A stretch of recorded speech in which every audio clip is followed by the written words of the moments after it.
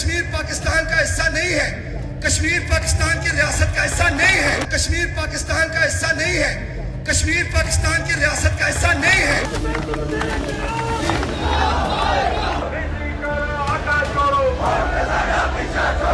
বন্দুকের আওয়াজ, ভারী বুটের শব্দ, অ্যাম্বুলেন্সের হুটার, প্রাণ হাতে নিয়ে রাস্তায় ছুটছেন নিরীহ পাকিস্তানিরা।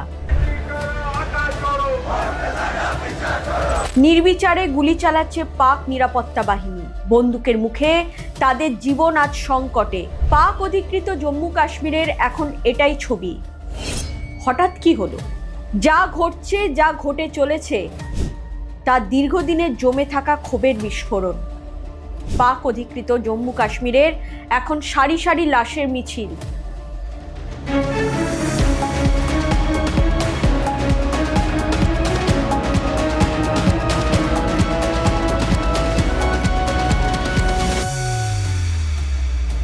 পাক সরকার বিরোধী আন্দোলনে হাজারো হাজারো পাকিস্তানি মিরপুর রাওয়ালকোটের রাস্তায় নেমে পড়েছেন। নিজেদের আজাদির দাবিতে পাক সেনার বন্দুকের নলের মুখে দাঁড়িয়ে নির্দ্বিধায় প্রাণ দিচ্ছেন। এবারও ভারতের ষড়যন্ত্র বলে দায় ঝেড়ে ফেলার চক্রান্ত করছে পাকিস্তান সরকার।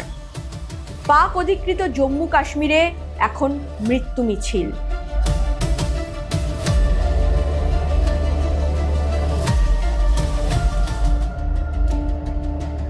কেন পাকিস্তানিরা পাক সরকারের বিরোধিতা করছেন? স্থানীয় নির্বাচন আসন্ন। ভোটের মুখে অর্থনৈতিক রাজনৈতিক অধিকার চাইছেন পাক অধিকৃত জম্মু কাশ্মীরের বাসিন্দারা। কারণ তাদের অর্থনৈতিক ও রাজনৈতিক অধিকার রক্ষা হয় না। গোটা দেশে যখন সস্তায় জলবিদ্যুৎ থেকে উৎপন্ন বিদ্যুৎ সরবরাহ করা হয়, তখন পাক অধিকৃত জম্মু কাশ্মীর থেকে যায় অবহেলায়। চড়া দামে তারা বিদ্যুৎ কেনে। নির্বাচনী সংস্কার চাইছেন, কারণ স্থানীয়দের ওপর আস্থা না রেখে বহিরাগতদের হাতে ক্ষমতা নাকি তুলে দিচ্ছে পাক প্রশাসন। এই দাবিগুলি নিয়ে সোমবার পাক অধিকৃত জম্মু কাশ্মীরের রাস্তায় নেমেছিলেন হাজারো হাজারো মানুষ। আন্দোলন দমাতে নিরস্ত্র বিক্ষোভকারীদের ওপর নির্বিচারে গুলি চালায় পাক নিরাপত্তা রক্ষীরা।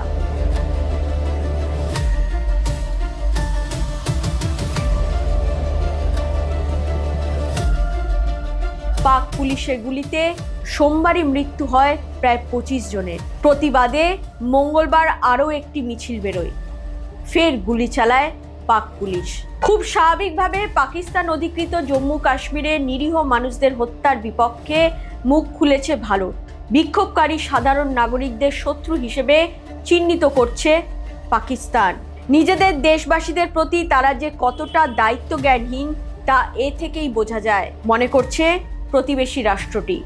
Branded the protesting civilians as enemies. You would have seen those comments. Adding to this, and what Akansha, the question that you raised, the special assistant of the Prime Minister on political affairs openly admitted that the very mujahideen that Pakistani establishment trained, funded, armed and sent to India have now turned their guns inward, weaponizing themselves against the state. The so-called elections stand as a humiliating rejection of the Pakistani establishment facing a violent regime. The people there have requested international organizations for an independent investigation into the unlawful killings. We urge that the international community should scrutinize Pakistan's actions and hold it accountable for its atrocities. ভারতের বিরুদ্ধে যাদের হাতে অস্ত্র তুলে দেয় পাকিস্তান, আজ তারাই পাক সরকারের বিরুদ্ধে অস্ত্র তুলেছে। যা ঘটেছে তাতে আন্তর্জাতিক চাপ তৈরি হবে। মানবাধিকার সংগঠনগুলি আরও বেশি সোচ্চার হবে। সে কথা ভালোই বোঝে পাকি প্রশাসন। তাই বিক্ষোভ আন্দোলনের মাঝে গুম হয়ে যাচ্ছে লাশের পর লাশ। হাসপাতালে ঢুকতে দেওয়া হচ্ছে না মৃতদের পরিবার পরিজনদের। ইন্টারনেট মোবাইল সংযোগ বিচ্ছিন্ন করে দেওয়া হচ্ছে। পাক অধিকৃত জম্মু কাশ্মীরকে একটা দ্বীপের মতো তৈরি করে অবলীলায় হত্যাযজ্ঞ চালাচ্ছে পাক প্রশাসন। আর এখানেই আসছে বাংলাদেশের কথা।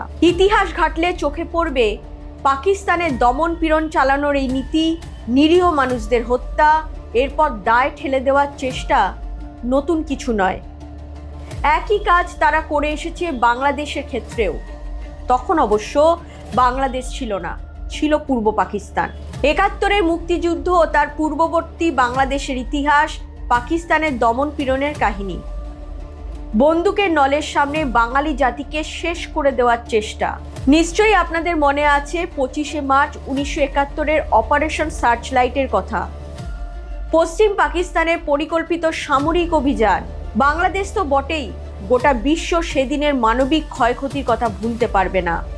কিংবা ১৯৫২ সালের ভাষা আন্দোলন। সফিউদ্দিন আহমেদ, আবুল বরকত, আব্দুস সালাম, সফিউর রহমান নিজেদের জান দিয়ে সেদিন বাংলা ভাষাকে বাঁচিয়েছিলেন। কথায় বলে না, নিজের ঘর ভুলে পরের ঘরে উকি মারা। আর এই পাকিস্তানি বরাবর দাবি করে আসছে ভারতের জম্মু কাশ্মীরের মানুষ ভালো নেই, তাদের ওপর ভারত সরকার নিদারুণ অত্যাচার চালায়। সেনা বুটের নিচে জম্মু কাশ্মীরের মানুষের জীবন ওষ্ঠাগত। এইরকম হাজারো মিথ্যা ন্যারেটিভ তারা তৈরি করে। ভারত সরকারের বিরুদ্ধে জম্মু কাশ্মীরের হয়ে তারা যা যা দাবি করে এসেছে, ঘড়ির ঠিক উল্টো কাটার মতো পাক অধিকৃত জম্মু কাশ্মীরে সেই ছবি ধরা পড়ছে। তার মানে এটাই দাঁড়ায়, তারা যা করে তা ভারতের ঘাড়ে দায় ঠেলে দেয়। তাই একজন সন্ত্রাসবাদী তাদের কাছে হয়ে ওঠে স্বাধীনতা সংগ্রামী। ভারতের জম্মু কাশ্মীরকে সামনে রেখে সন্ত্রাসকে তারা আশ্রয় দেয় ও লালন পালন করে। পাকিস্তান ধীরে ধীরে হয়ে উঠছে বিক্ষোভের উনুন। গত জুন মাস থেকেই বিক্ষোভের আঁচে জ্বলছে পাক অধিকৃত জম্মু কাশ্মীর।